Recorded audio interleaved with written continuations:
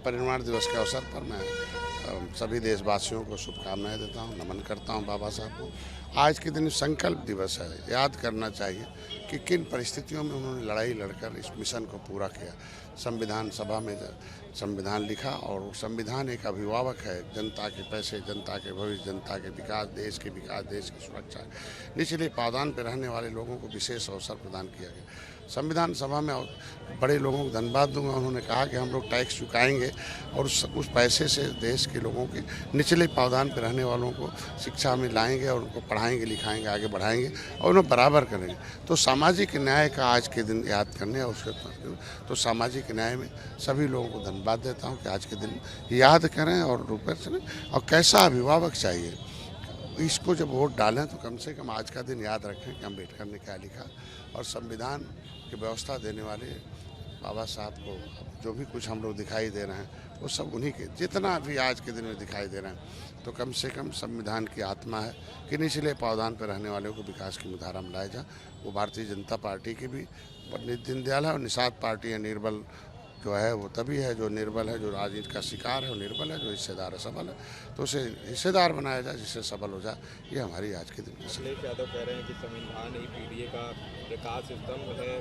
PDA जो है उनके लिए आखिरी उम्मीद का नाम जो है संविधान है और संविधान जो है वो संकट में होने की बात जो है वो अखिलेश यादव कह रहे हैं। लोकसभा चुनाव में भी देखा था इस तरह की बातें जो आई। तो 70 साल सत्ता में जो रहे वो संविधान को क्यों नहीं लागू किए, संशोधन क्यों करते रहे? लागू कर देना चाहिए था। वो लागू कर दिए होते तो शायद आज ये दशा नहीं होती पिछड़े दलितों शोषितों की। अब कम से कम अवसर मिला लागू करना। सत्ता में रहते हैं लोग तो याद नहीं आते, सत्ता से बाहर आ जाते हैं तो याद आते हैं। आज का दिन अम्बेडकर का दिन है, संविधान में सकारात्मक सोच देने का है।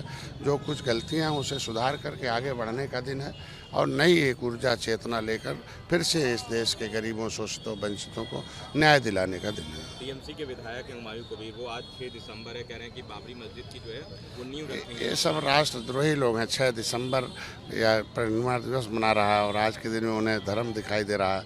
और आज के दिन ऐसे लोग हैं, ये देश दो विचारधाराओं, एक तो जो औरंगजेब है जो अपने बाप को जेल में बंद किया, भाई को कत्ल करके गद्दी बैठा था, वह विचारधारा चाहते हैं कि एक ऐसी विचारधारा जो राम जंगल गए तो उनके एक भाई खड़ाऊँ रखे 14 साल की, नहीं भाई का हक बनता है।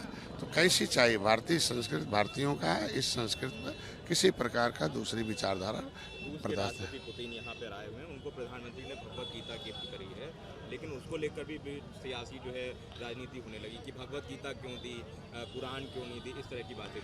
अब वो तो उन्हें क्या है, भारत भारतीयों का है, भारतीय धर्म जो है भारतीयों का है। भारत में विश्व गुरु था, दुनिया को पढ़ने लिखने आते थे। और पुतिन पुराने संबंधी हैं, मित्र हैं। पुराने मित्रों को वही चीज़ देनी चाहिए जो मित्रता में पहले से थी, आज भी है।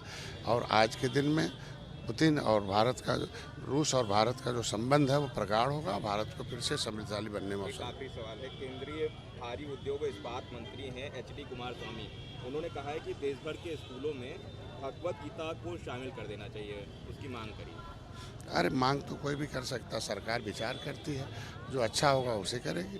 धर्म लोगों को धारण करने वाली चीज़ है और संविधान से लोगों को विकास करने वाली चीज़ है।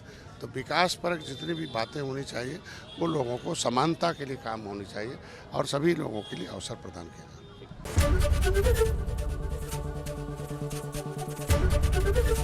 एबीपी गंगा, खबर आपकी, जुबान आपकी।